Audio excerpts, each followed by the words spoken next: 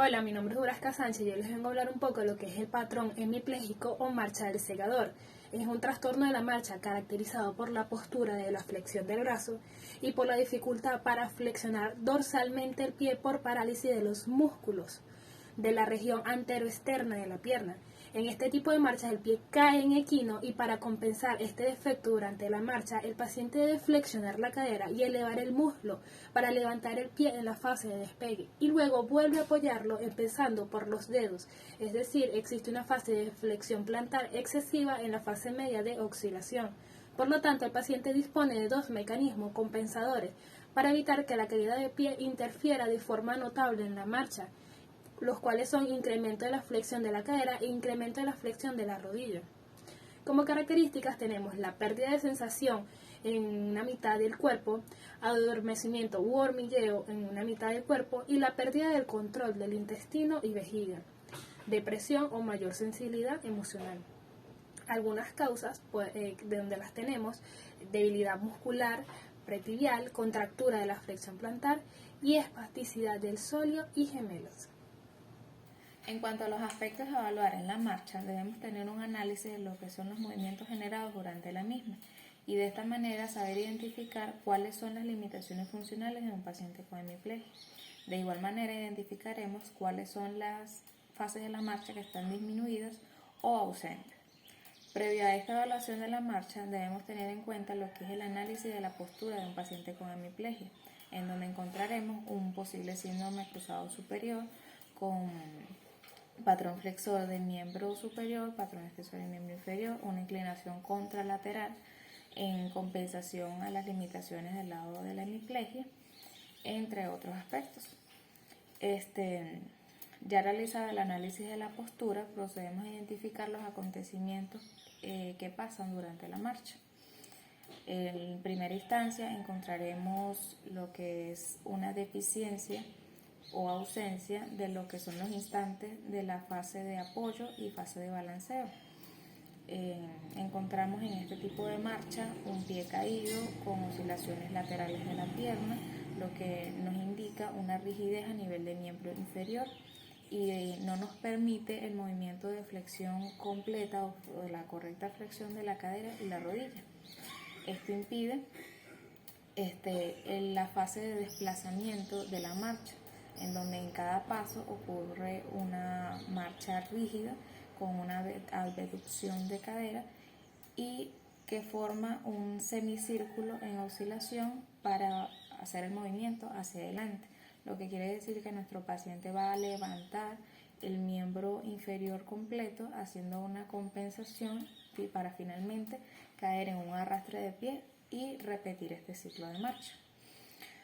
Para evaluar la marcha de un paciente hemipléjico, en este caso usaremos un método cronometrado en una distancia de 5 a 10 metros para observar de manera óptima y analizar lo que es el desplazamiento, la velocidad y la calidad de movimiento de nuestro paciente y en base a estos resultados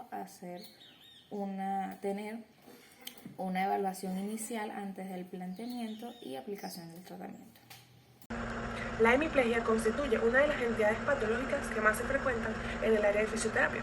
Son muchos de los tratados sobre el tema, pero en ocasiones se echa de menos un compendio de tratamientos que dé una idea global sobre las posibilidades terapéuticas que los fisioterapeutas tenemos ante esta enfermedad. Tenemos las maneras de abordar un pequeño tratamiento a un paciente hemipléjico. Tenemos la electroterapia en la hemiplegia. Podemos usar lo que es la electroterapia monolítica en hemipléjicos con grandes espasticidades. Se obtienen buenos resultados mediante la electroterapia, que consiste en estimular la contracción de un determinado músculo o grupo muscular y tras un intervalo de 100 milisegundos se estimulará la contracción de sus antagonistas, consiguiéndose unas relajaciones bastante duraderas. La tetanización se emplea para ello de trenes ondulantes que consisten en contracciones de largo tiempo, con lo que se intenta combatir generalmente la espasticidad de los flexores. La tetanización es una técnica coadyuvante de la facilitación neuromuscular propioceptiva, también conocida como FNP. Es preferible siempre el uso del frío para relajar espasticidades. No obstante, en algunos enfermos en los que no se puede utilizar la crioterapia, resulta indispensable el uso de la tetanización. ¿Cómo se coloca? El electrodo inactivo se aplica a distancia del punto a estimular, y el electrodo activo se monta en el mango aplicador, aumentando progresivamente la intensidad. Esto a producir la tetanización del músculo antagonista del espástico. Antes de retirar el electrodo activo se disminuye la intensidad de la corriente para luego apagarse. Después conseguir la relajación del músculo espástico como consecuencia de la tetanización de su antagonista, se procede a la movilización, ejecutando un patrón correspondiente de la FNP, que podrá ser mediante movilización pasiva o activa, si el enfermo puede colaborar. La segunda técnica sería la técnica de feedback o myofeedback. Básicamente se trata de informar al paciente las peculiaridades de diversas al ejecutar un movimiento con fin de que dicho movimiento sea lo más funcional posible. Es un hecho que cuando un individuo tiene información instantánea proporcionada por aparatos electrónicos en forma de señales acústicas o visuales de determinadas condiciones fisiológicas, puede aprender a modificarlas y controlarlas mejor voluntariamente.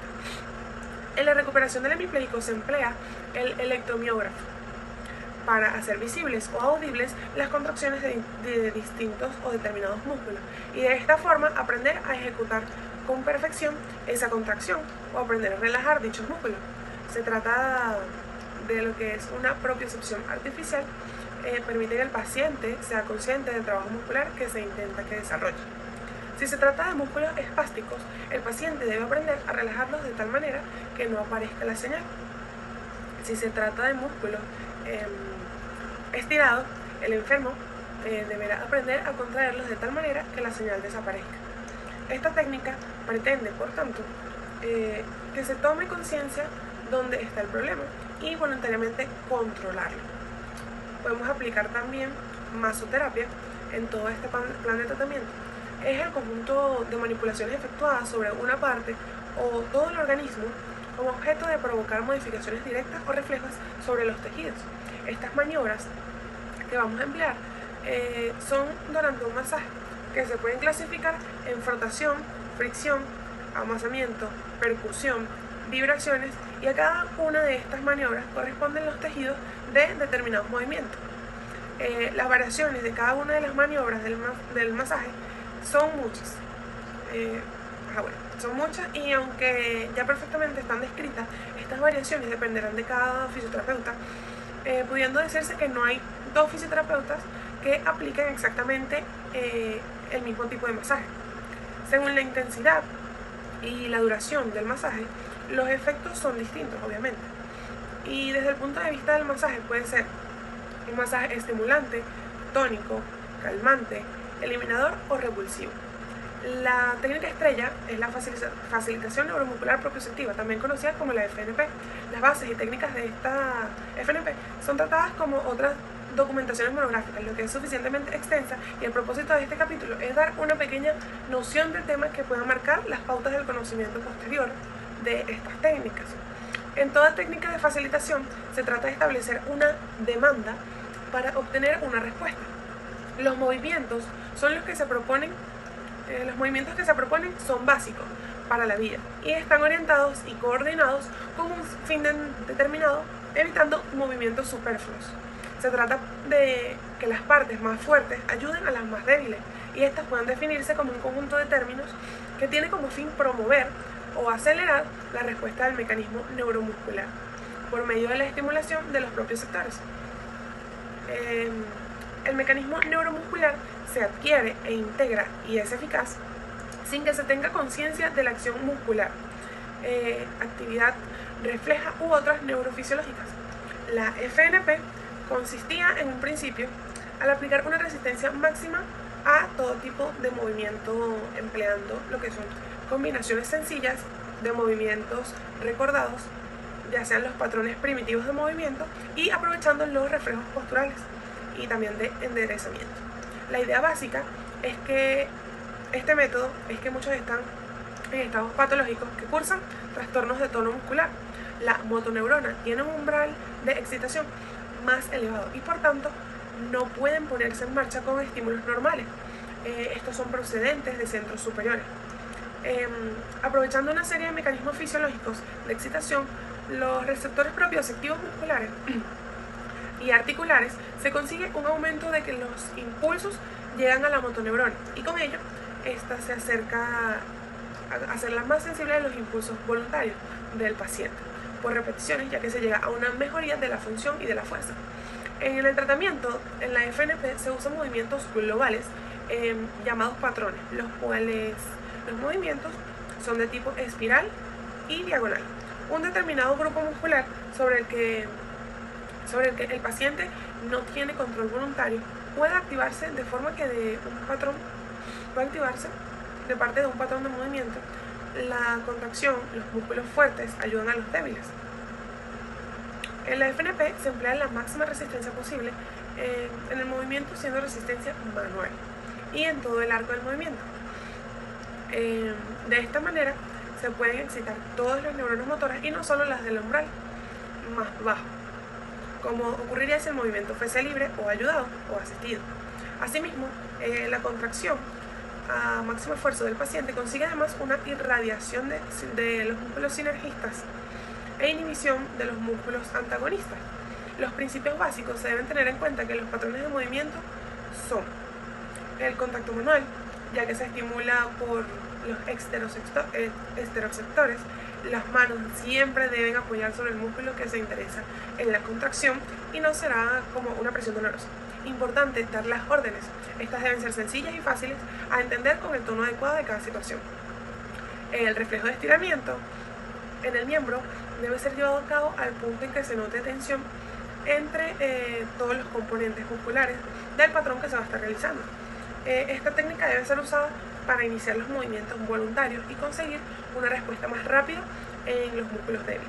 El reflejo de estiramiento no debe provocar dolor, es muy importante. La tracción y aproximación es otra técnica que se estimulará en la propiocepción de las estructuras articulares. La tracción es de uso en los patrones que van en contra de la gravedad y la aproximación. Esto se empleará en los patrones que van a favor de la gravedad. Su realización puede ser mediante las presiones cortas y rápidas o prolongadas durante todo el arco de movimiento.